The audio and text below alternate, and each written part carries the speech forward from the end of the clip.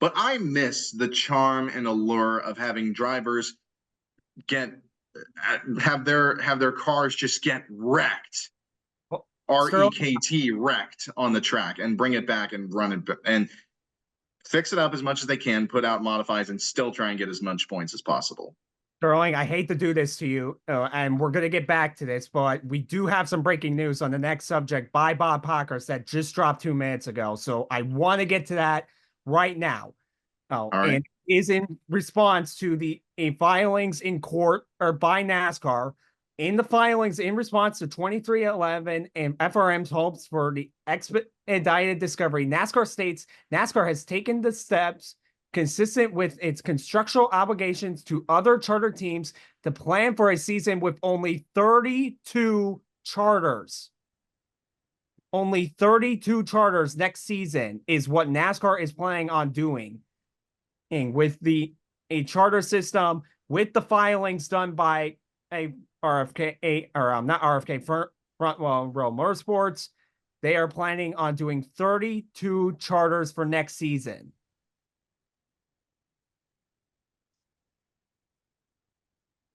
Well, that was tough to take in because 32 charters, that's not what we plan on. But I'm sitting here thinking, I don't know what else they were going to say in response to the injunction that's coming up. Clearly, there's going to be at odds, and that's why it's going to be in the hands of the court. But 32 would be only accounting for the 2 charters purchased by the teams prior to this season. Obviously, with 32, that would mean that all the teams that signed the initial charter agreement would be involved in that, plus 2 more. Now, Front Row and 2311 have purchased agreements with Storehouse Racing for the for a third charter each. 2311 in their court filing stated that they were going to be filing for a third charter with Storehouse Racing. That was back on August 9th, I believe, that purchase was acquired. So it's sounding like the 30 charters are in play, but the two charters that Front Row and 2311 have announced that they were, or intended to announce in the case of 2311, we're going to get no longer are with them. Are they going, are those charters in flux? Are they in sync? Could those go to a different team now that the agreement is null and void? Did a Front Row put any money down for the third already? Did 2311 put any money down? Or are they getting revoked? We're just spitballing here, folks on this front. Yeah. Because this just broke not even 5 minutes ago by Bob or 6 minutes now, since the tweet came out by Bob Pockris. But NASCAR has taken steps consistent with its constructional obligations to other charter teams to plan for a season with only 32 charters. So again, we must reiterate, currently both of 2311 and Front Row have 2 charters. However, it was announced earlier this year by Front Row that they would be acquiring a third charter. They have not announced a driver for that car. And the court filings, we learned that 2311 on August purchased a charter from Storehouse. Both teams purchased them from Storehouse Racing for their third charter. So 32 would maybe have 2 if it's 6 and all 6 of the teams are running. This is where it gets very interesting, guys. And Sterling, I want to hear your thoughts on this because I'm a bit perplexed at what that means. Does it mean we're now at consideration for 38, or are we at 36 though? Oh, and 2 charters are in flux by NASCAR and in control of those. Well, there's only 36 charters from what I've been understanding this whole time. Right. There's only 36. So But would the injunction make it 38? I think NASCAR is going under the assumption that they are not going to grant the injunction. It's been previously reported that NASCAR, just trying to find where I wrote this down again, but like NASCAR, I believe it's been mentioned by either Jeff Gluck or Bob Pockrass, one of those two, that NASCAR did not intend to grant the injunction. That was their intention. Now they still have time to respond to that injunction motion. They have until next Wednesday, October 23rd, to do that. There's also a deadline. There's also a new date that has been set for the hearing on this preliminary injunction that the judge granted. NASCAR filed a request to postpone it due to Hurricane Helene and the effects in North Carolina, and also eventually Hurricane Milton, which impacted Florida. Now, that date for the actual hearing on this injunction is November 4th. So this is the way I'm trying to look at this is, yes, there have been charters that have been purchased by 2311 and by Front Row Motorsports. However, this looks like, the way I see this is that NASCAR could be planning to, in essence, not give them those charters that they could maybe step in and revoke the purchase of those charters. Revoke the purchase of agreement of those? Perhaps. Like the way this is right now, because Front Row Motorsports has 2 charters, 2311 has 2 charters. Both of them have 2 charters each. This appears to be, and again, this is just me purely speculating here, this appears to be an effort by NASCAR to say, like, you didn't agree to our charter deal, we're just going to move on without you, to Front Row and 2311. So then the next question I have is, okay, do those charters who owns those charters now? Is it owned by NASCAR or? I think so. I think NASCAR takes those charters. I don't think it's fully NASCAR in this situation. Or would it be Stewart-Haas? Would Stewart-Haas have the right to those charters still?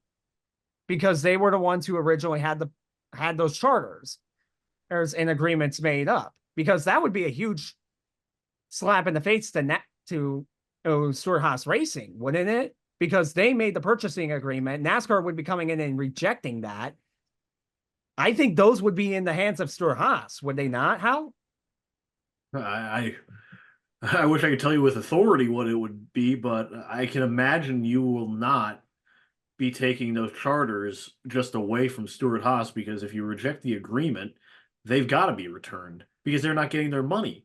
And in that case, how can you take it from them when they weren't paid for it?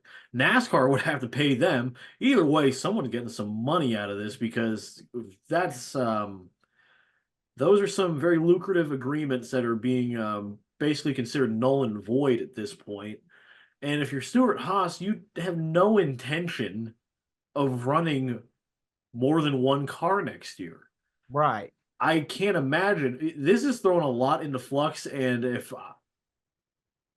I'm the 2 owners, Bob Jenkins and Michael Jordan and Denny Hamlin and everybody involved at 2311, this had to be expected, though.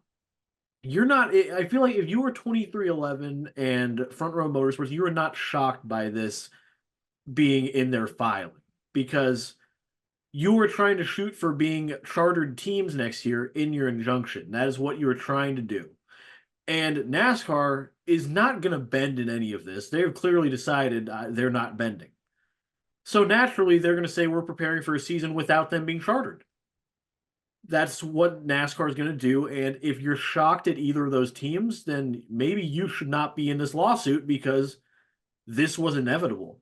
We're trying to get down to the logistics of it, and that's why we're more confused. 2311 and Front Row Motorsports are probably have a statement ready to go about this as we speak, because if you're an illegal team, you knew what they were going to pull, which is we're not going to have them next year. They can run open. They put that in one of the emails that were put out. I think our last week we spoke about them on Wednesday. They said you are more than welcome to run as an open team. This has been what NASCAR was going to do if you decide to challenge them on this. You're more than welcome to show up next year and run at a loss. Sure, go ahead. We'll have 32 charters then. That's basically what this filing says, and it's all still going to come down to the injunction, because they can plan all they want. If the court says they run under charters, you're running with 36 charters. Okay, and we have a follow-up tweet by Bob Cockers 3 minutes ago. This is, as the time of recording on October 16th, that is Thursday at 7:53 p.m. Bob Cockers just put this out. NASCAR is working on reallocating funds to that bailiffs would have received to increase prize money and the other special awards for the 2025 season for the benefit of teams that had timely executed 2025 charters, as well as the open teams who can compete to win and the increased prize money. So that is part of the agreement. I'll be honest, gentlemen, and this sounds like a court filing that has not come out yet, or someone has not posted it yet, and to where we can look over this and scour it, and we'll be here all night if that's the case, if that document gets released. But at the time of this being recorded, because we do have other things to move on to, unfortunately, tonight, NASCAR is looking to run 32 charters. And a lot of questions need to be asked. And one of those being, is this the reason why we haven't had announcements for, potentially Riley Herbst as a driver? And what does that mean for Riley Herbst? What does that mean for the third car driver for Front Row? Because they announced that they were going to be announcing that at a later date. Is this the reason why we haven't gotten that announcement yet? I think so, honestly. I think I was just thinking about that because, we talked about Riley Herbst was in consideration for 2311. We talked about how there was another, that Front Row Motorsports had a third charter lined up for next season, but we hadn't heard anything about it. And we didn't know if there were any contract holdups or any negotiations or what was going on. And Riley Herbst had even mentioned, I think it was a couple weeks ago, that he wasn't confident about his ride prospects for 2025. So there was definitely a holdup there. I think this is the crux of that problem, was the negotiations, the charter situation, whether or not it would get signed, and whether or not these teams would actually have charters for next season. So I think it's NASCAR appears to be putting themselves in a place where they are trying to move on without giving Front Row Motorsports or 2311 these charters. And the writing is there on the wall that they are not going to grant this injunction, at least not willingly. Well, why would they give it willingly? You're going up against the ire of Jim France. Why would they ever give this injunction if you're NASCAR unless the court mandates it? That's what I'm saying. Yeah, I mean, the question is now, what happens to Riley Herbst? Because Riley Herbst really can't go back to the Xfinity Series. Haas isn't going to run a second team, I don't think, on the Cup side, right? Unless they just promote him there as well as a pity deal. I mean, Haas, could they be leasing? Could they be selling now? And for 2311 and Front Row, who are planning on expanding, would that be part of the lawsuit for them as well? Because Stuart Haas essentially did a fire sale.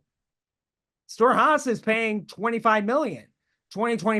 That's been the rumored number that Stuart Haas sold the charters for, or was planning on selling the charters for, was that $20 to $25 million price tag, when BJ McLeod sold his for about $40 million. So now 2311 in Front Row, they don't get this deal, it sounds like, unless the courts intervene. And again, this is all speculation, folks.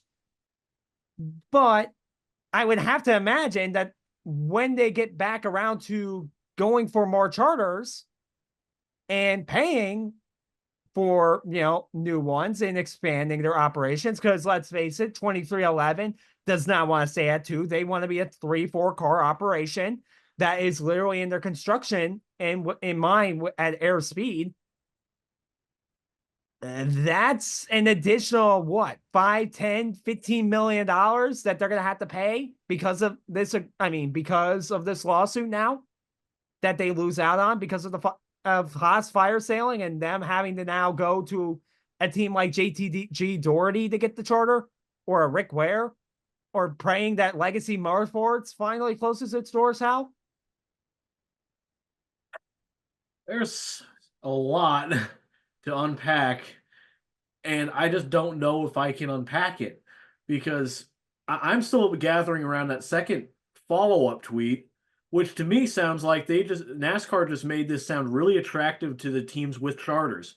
You're going to get more money because of them being out, is what that means. Them reallocating that prize money means the 32 that are chartered get more.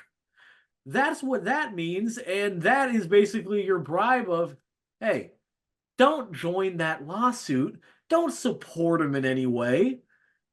You're going to be better off this way. Because for open teams, this is also going to be an incentive to show up. You get more open prize money. Yeah, show up and make sure those guys can't get into the show if they have a bad qualifying session. Which, again, that's tough because I don't think they're going to have bad qualifying sessions. But in the event something bad happens, a wreck in qualifying, they'd be out. They'd miss the race. Okay, but when has 40 cars shown up to any track outside? When have they had an incentive to show up like this? This is an increase in prize money for them. Oh, so it's maybe, I mean, how much are we talking here? Well, I don't know the details of that. We're talking about how much are we talking. It doesn't matter at the Daytona 500 when more than 40 will show up. And if you reckon the duels, well, you're out. This could be very troublesome because, keep in mind, Front Row and 2311 will be competing against each other to get in that race too. It is true. And you got your fastest qualifiers. They get in automatically, but only 2 of them. Not the other 2, and if one of the other 2 wrecks, they're out. This is a real problem because that's the biggest profit you're going to get as an open team is the Daytona 500. 15%, and is what the number has been for the Daytona 500. But how much money are we talking about? Because again, we've barely seen 40 cars show up to 3 or 4 races this year. It's not like if you cap the field down to 38, that's where things get a little funny. I don't think NASCAR is going to be that insane to do something like that. I think the fact that they're proposing going on with only 32 charters shows that, yes, they are absolutely insane to do it. I think we need to stop pretending that NASCAR is like, okay, but they're insane, but they're not that insane, right? They absolutely are. I feel like that would open themselves up to very much a lot of litigation if they did that. And where if they were to do that, they probably will. But NASCAR's like, fine, bring it on. We're the ones that are making all the money here. Against Michael Jordan? Yes. The public perception. They are bold enough to go that far. I'm sure of it. I wouldn't be surprised if that's the case. I really wouldn't. And again, speculation. I cannot stress this enough. We're all in the spitballing with the facts that have been presented to us in the past half hour. But I'm sure we're going to bring this back up next Wednesday because I feel like we're only scratching the surface of what NASCAR could be proposing. And, and this was supposed to be our next segment, folks. This was literally on to subject number 3 tonight. We skipped over subject number 2 because of the breaking news. I apologize for that, Sterling, but it's not like it was too. It's not like we were going to go into detail about it anyway, or at least too much. Because The DVP, yeah, we know it needs changing. That's pretty much it. That's pretty much all I've got. I mean, I feel like NASCAR's trying to divide and conquer. I think, and the biggest thing is if they drop the field size, I think fans are going to be furious if they drop the field size because They're then already furious. Yeah, I mean, I want 43. I think all of us remember the days of 43. And granted, Starling Park wasn't the greatest thing in the world, but when you had 50 cars showing up to the Daytona 500, it's like, oh shoot, 7 of these guys are going home. 7 of these won't make the field. You had a ton of names back in the day missed the 500. It's like he missed the 500. And I think the biggest name that's missed the 500 in the past couple of years has been Daniel Suarez, and that's because of Gaunt Brothers. Yeah. And now it's become a point where, the teams that don't have a charter usually don't stay around for very long because it's just not worth putting a team out there without having a charter, without having that financial incentive. And it's gotten to a point now where for most of the races that, at least for most of the cup races that go on, the whole entry list is made up of just the 36 charters. Right. That's it. So there's hardly any incentive to field an open car for the whole season nowadays. We've reached this point. And now if NASCAR plans on only moving on with just 32 charters, you combine that with the fact that there are some of these teams which, if they don't have a plan of succession to carry on, these teams, they're not going to be around forever. Richard Childress, one of these days, he's going to kick the can and he won't be around. Rick Hendrick, same thing. Joe Gibbs, same thing. Unless there is no plan of succession, unless there is a plan of succession for someone else to take over that team in the future, these teams are not going to be around. And if they lose the charters and they don't have an opportunity to sell them, and it gets to a point where teams just can't buy, if more teams decide enough's enough, they're not going to deal with NASCAR's shenanigans behind the scenes anymore. If they don't sell, NASCAR could revoke those charters and withhold them. How is this going to look to a team that wants to get into the Cup Series, but then they see NASCAR revoking charters and pulling them back? I worry that this could lead to smaller and smaller field sizes as time goes on, to the point where we're lucky to even have sure, you'll have a competitive field, but the entry list will be sparse compared to what it is now. I shouldn't be seeing more Xfinity teams showing up to a race in the Cup Series. I really shouldn't. And yet that's been the case for every single race we've had this season, save for a few. Every single race this season has had more Xfinity teams than Cup teams. The only times that the Cup teams have more is when the Xfinity Series is off, or they're in Portland, or somewhere else for the weekend. NASCAR's top level should be where the best of the best compete. And that should be where the most amount of teams also compete. There's a reason why it's structured right now, 40, 38, 8, and 36, 34, 32, whatever the truck series wants to do on any given year, because it changes on a dime, it seems like these days. But for the fans at home, this has got to be frustrating as well, because you're going, now wait a minute. You're meaning to tell me that my guy could be out? You're telling me that Bubba Wallace can miss the Daytona 500 because as NASCAR decided to pull some strings, or Tyler Reddick, who's the regular season champion, just because he wrecks out in qualifying? That seems a little bit like, I'm not really looking favorably to that. I'm fine if it's a Riley Herbst that misses it. I don't really care right now because I don't watch the Xfinity Series. But if Tyler Reddick or Bubba Wallace misses the Daytona 500, they're not going to be able to make the playoffs because they didn't technically make the race. Well, actually, I may take that back. It depends on the wording of that, is the point there. Here's the good news, because this is a filing by NASCAR that was always going to be in opposition of the filing by 2311 and Front Row Motorsports. This is going to be up to the courts. This is going to go to a hearing. And I just got this sneaking suspicion that this exact wording in the statement is going to be read by whoever makes the decision on the injunction, and they're going to go, so you're going to make them lose money and potentially miss races in the midst of this lawsuit. Right, okay, so they're going to run under charters next year. That's how I feel like this is going to go, because it's clear what they're doing. And it may be a thing they're able to do on a normal given year, but this is during a lawsuit. This is in response to an injunction. And I just get this feeling that courts don't look favorably upon you responding to an injunction by saying, you may lose money and lose chances to make money in races next year.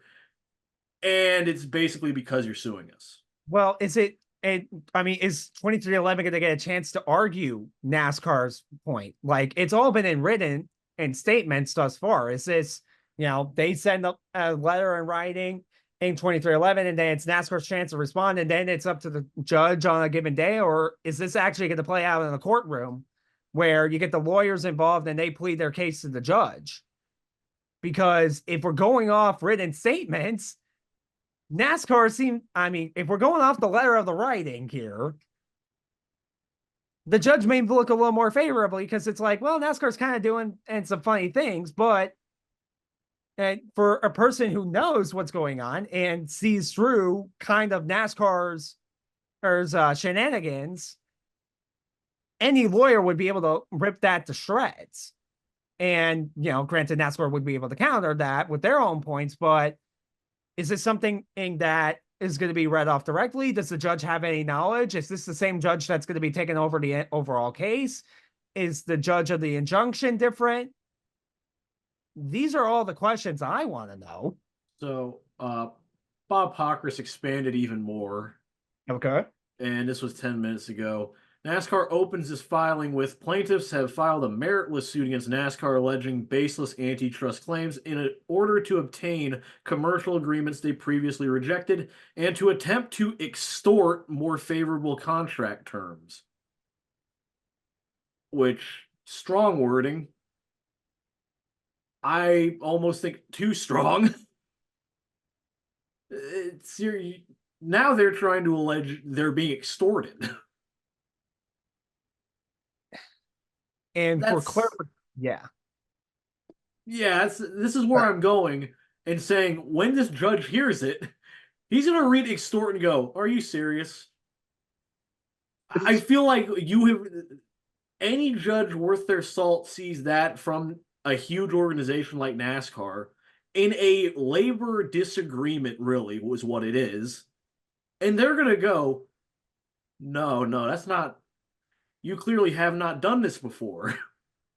This is, man, NASCAR's claiming they're being extorted in essence. That wording would say that, yes, they're saying that the two teams are trying to extort a better deal for themselves. That is, there are two letters combined that kind of summarize my phrasing of that. Yeah. This is, I know what they are. NASCAR needs to, like, in this analogy with the charter discussion, like, NASCAR realizes they're the house, right?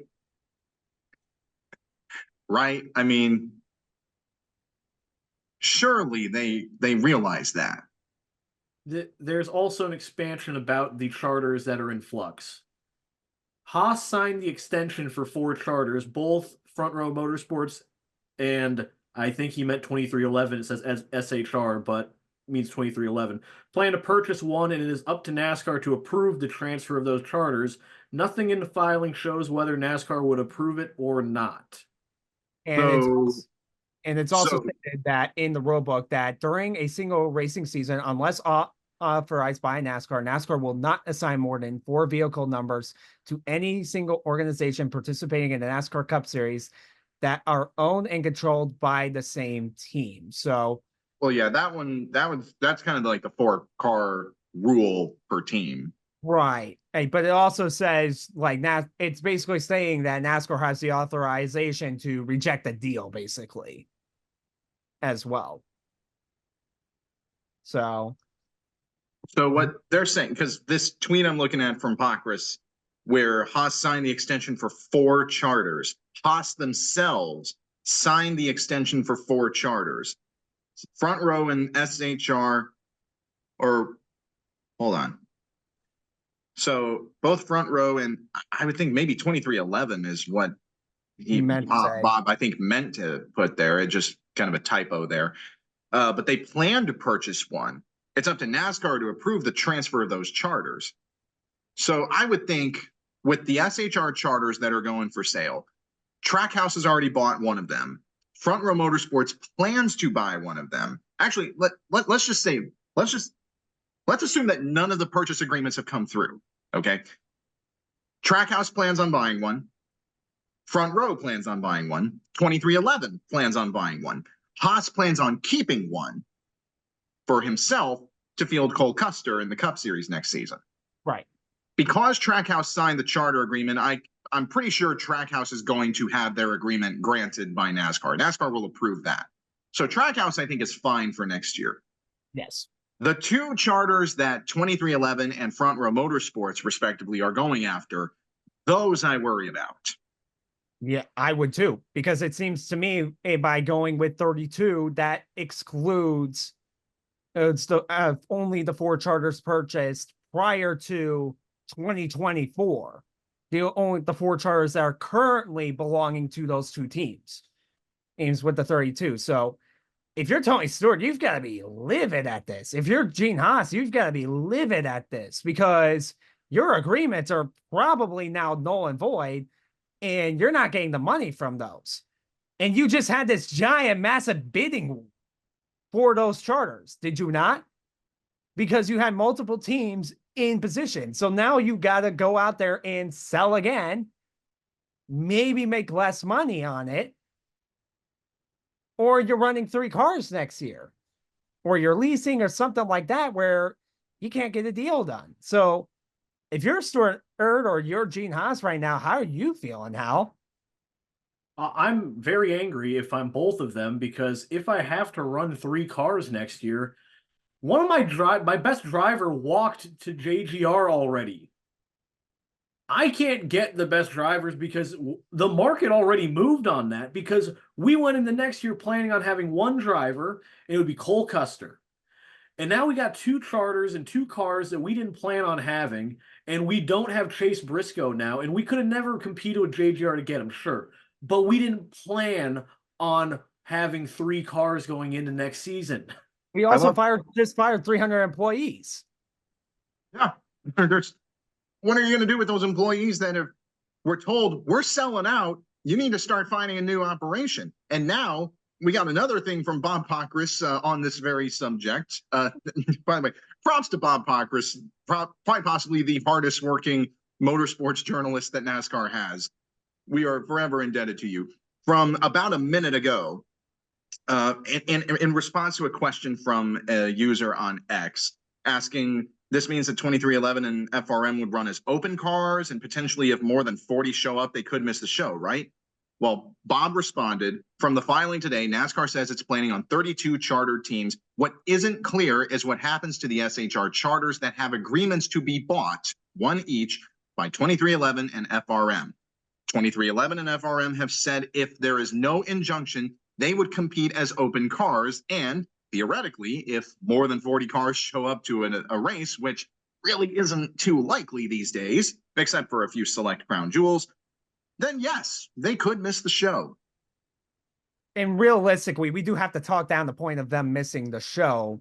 Front Row has been monsters at the super speedways this year. They have been the fastest cars that show up. And if they are to show up next year at Speed Weeks, I would not be shocked to see Front Row sitting 1-2 on the grid and saying, yeah, nice try, NASCAR.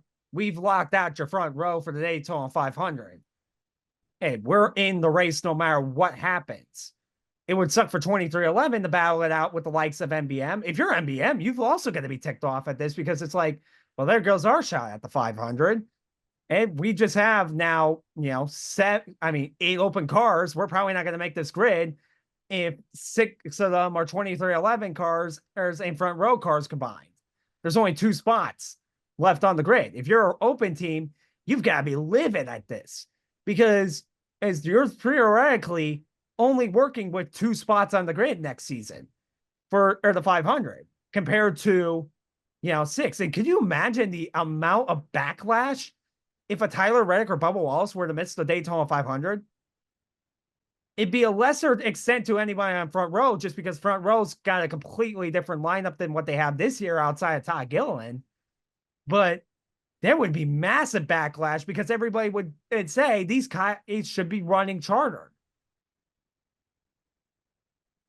There's another update, believe it or not. This one not attached to the charters, but more attached to what we've talked about, which is this going to Discovery would mean that NASCAR's financials would be out there. Bob Pockris says not necessarily, due to confidentiality agreements and protective orders. While some of NASCAR's financial info could be out there, that doesn't mean that all of it's going to be out in the public. So we wouldn't necessarily get a clear look at the books of NASCAR, which, again, I should have probably figured that protective orders and confidentiality agreements would fit in there. But that does change the idea that NASCAR would settle just so that isn't out there. I think we're now at the clear point where NASCAR, I don't think they intend on settling at all. So we've reached the point of no return. That's the frightening part, that if they, of course, they have to be granted a protective order. They can't just say, we don't want that out there, and the judge will just go, oh, sure, no, you don't have to put it out there. They have to have a good reason for it not to be out there, but I'm sure there are very good reasons why it shouldn't be. And that is where, if they're granted something like that, I think all settlements are out the window, and we are at the point of no return. All of this about no settlements and like it's going to go to trial, it makes me think that it's making me think more and more we're going to need to bring on like some lawyer or expert in like stuff like this to explain it all for us, because this really are at this point. Obviously we have a couple sources, but not at anything concrete on our end. But this is, I mean, and we're going to be looking at Bob Pockris tweets all night if this continues. And obviously it's not the only news, but it has definitely definitely become the top story tonight. Well, not only that, but it has sent us well into the great beyond it when it comes to just the entire conversation and flow of this. But right. And I know, like, kind of branching off of this, Justin, I know you were trying to bring it up with during Hal's point about how NASCAR is trying to change the payouts to the teams that have signed the charter deal, because there was discussion of whether or not teams that have signed the charter agreement could step up to maybe cover some expenses, legal expenses incurred by 2311 and Front Row Motorsports. Now, the two teams, 2311 and FRM, they declined to comment on that subject, but it was at least thrown out there as a possibility. But I mean, again, now with NASCAR saying, hey, we're going to change the payouts to give you guys more money because these two teams didn't sign. Now everyone's like, ooh, I mean, they could acknowledge what's going on with 2311 and FRM is wrong, but at the same time, there's money right there for the taking that otherwise would have been theirs, but now it's pretty much up for grabs and you can reallocate and get more money. But just this whole thing, it makes me think, and granted, I kind of thought about this when the charter agreement, when I first learned more about it and when it was implemented for the Cup Series, they're turning the Cup Series into basically a country club. You either have enough money to pay your way in, and if you don't, get out. Play by our rules. And if you don't, get out. But where are you going to play? Exactly. Because this is the only place to play. Because you can't really go to ARCA because ARCA's owned by NASCAR. Where are you going to go? I feel like NASCAR is becoming the Castellinis owning the Reds. Where are you going to go?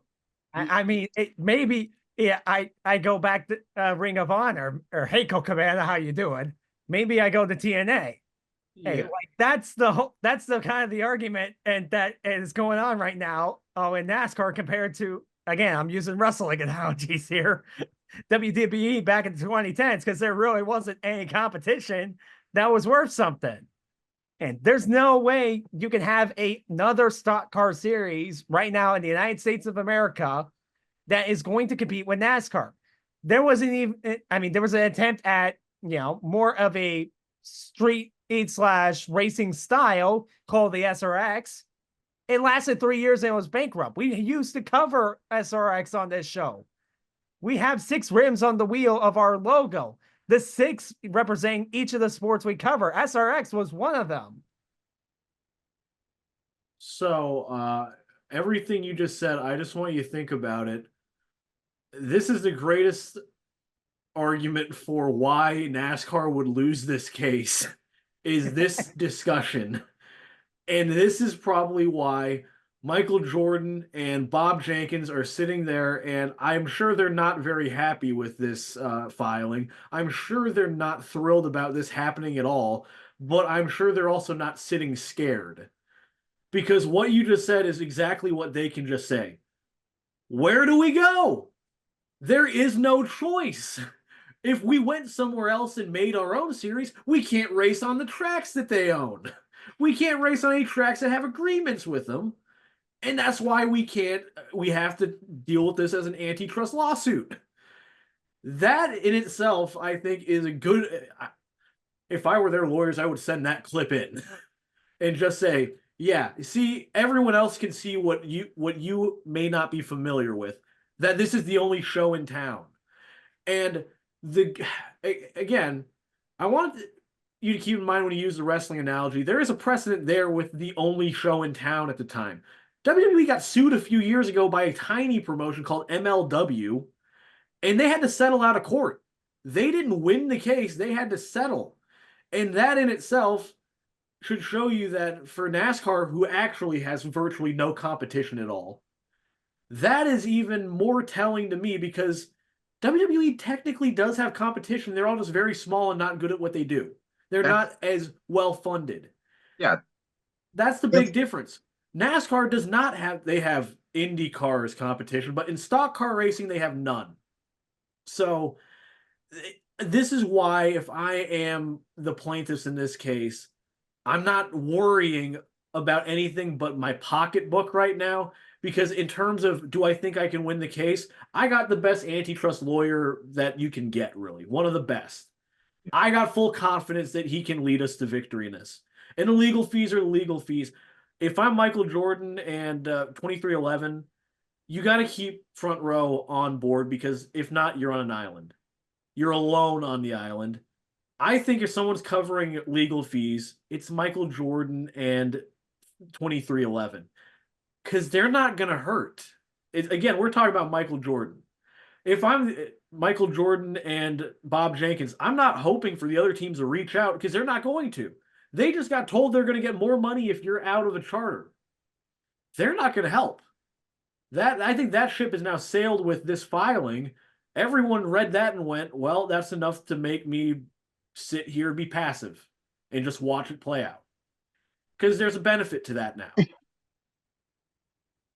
I was going to say, there was like, I don't know why, but it just made me think of a video I watched from the YouTube creator Slap Shoes on the charter agreement that he recently made. And there was a case that he brought up where it makes me think, what if 2311 and Front Row Motorsports win this lawsuit, but it's kind of a Pyrrhic victory where they only get like such a meager amount in money. Like one of the cases that Slap mentioned that he brought up for just example, believe it or not, Donald Trump, when he sued the NFL in the 80s on behalf of the USFL at the time, which was still going on, because Trump owned one of the New Jersey teams in the USFL, sued the NFL on an antitrust grounds, and technically,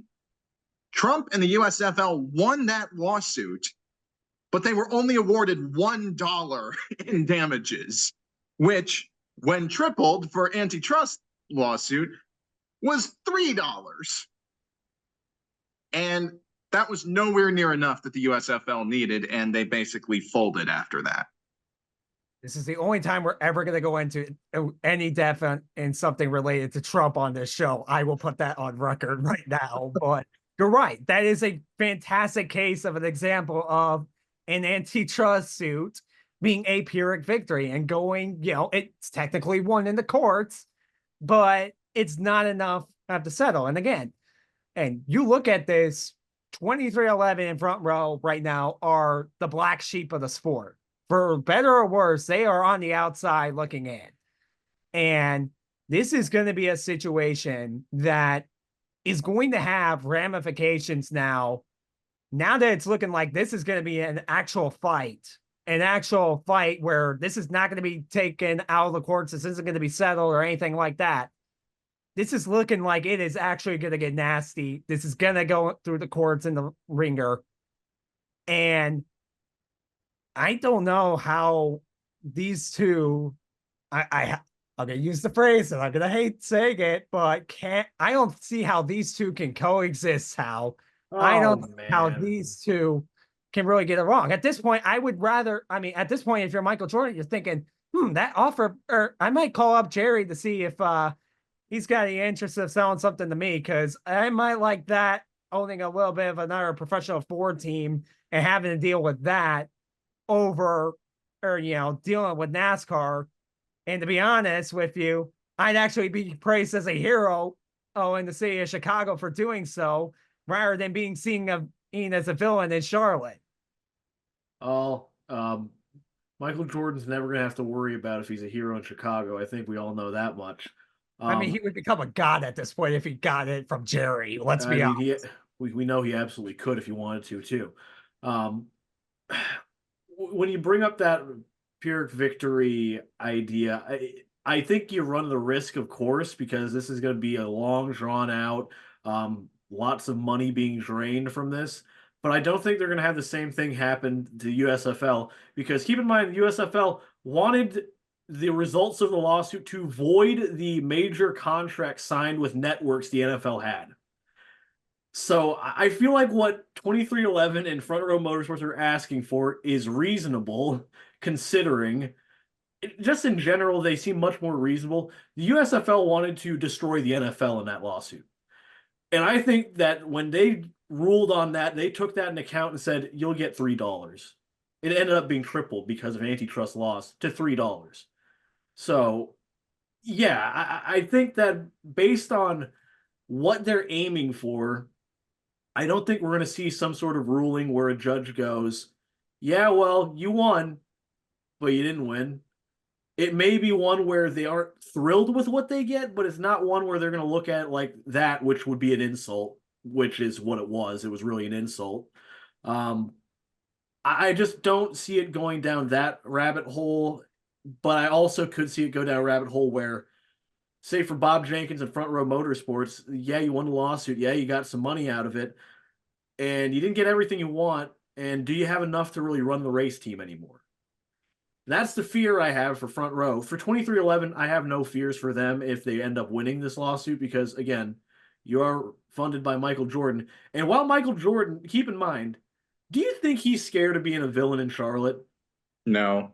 He don't care. Have you seen his owner? Don't y'all remember his ownership tenure of the Charlotte Hornets / Charlotte Bobcats? We remember it, and at first he was also treated like a saint because of the whole situation with the Pelicans or the Hornets at the time. And I don't know, the NBA has got some really messed up history. Go ask Chris Paul about some of the things that went on, and when it came to his trading and NBA owning a team and all that fun shenanigans. But I mean, I think you're right, and I get more concerned and I think and this is maybe me speculating here, and maybe this is me speaking out of turn, but I think that NASCAR is doing the exact same thing that they did during the charter negotiations. Divide and conquer. They know 2311 could take them all the way. But Front Row cannot last past the injunction. They may qualify for the Daytona 500 over the 2311 cars, but when push comes to shove, they need this money more than 2311 does. As they can go a lot. And I'm willing to bet that Long John Silver's and a bunch of the young companies are not going to be happy where their money's getting invested into, on top of the amount of sponsorship that's being put into that organization already. So as much as I like Bob Jenkins' pocketbooks, I don't think this is something that they can survive. And I guess we'll leave it off at this because it's been about 15 minutes and Bob last reported. So I don't think we're going to get anything more tonight. This might be one of the cases, Sterling, where you just need to upload this episode before the rest of them and start clipping off this entire segment just so we can get it out there, because this is brand spanking new. And by the time it gets uploaded, we're going to be about 900 pages later into a court case, I feel like. And I guess this continues. This is just the beginning. And again, this is something that is, I guess, shocking for us because it is so new. It is something that, and again, we're no legal experts at all on this. We have to emphasize that. The most legal experience we have is, communications law journalism class from college. But still, with this is something I would assume the teams, they're not happy about, obviously, but it's also like they're not surprised. They are prepared to go with this. 2311, especially with however much money they're getting, with Michael Jordan's wealth that he's got, I'm sure he's prepared 100%. Front Row Motorsports, we mentioned they're the team that we're most concerned about with this. I echo that sentiment. I worry about them for next season. I worry about Noah Gragson and Todd Gilliland for their future for next season. And even to an extent, Lane Riggs on the Truck Series with Front Row Motorsports. Yeah. This is going to have ripple effects within that team. And hopefully, I hope that this doesn't detract from what they're able to do on the racetrack. It feels like current modern events where it feels like the point of no return has been hit. There is no going back from what has just happened. And obviously, it seems like NASCAR's response is very much in line with what we have seen now NASCAR over the past 76 years, which is iron-fisted rule. And this is how it's going to go down. Again, we're going to know more about this probably within the next 24 hours. We're probably going to get NASCAR's response made public at some point in full. But as of the time of this recording, which is 8:40 Central Time, 9:40 on the East Coast, this is as much as we're going to be able to provide this evening. And anything else going forward through the rest of the show, we're just going to brush past and leave towards next week, because we have spent an hour on this. And unfortunately, I think so. There is still more news to cover. This is not just the NASCAR lawsuit show. We've actually got some more things to talk about tonight.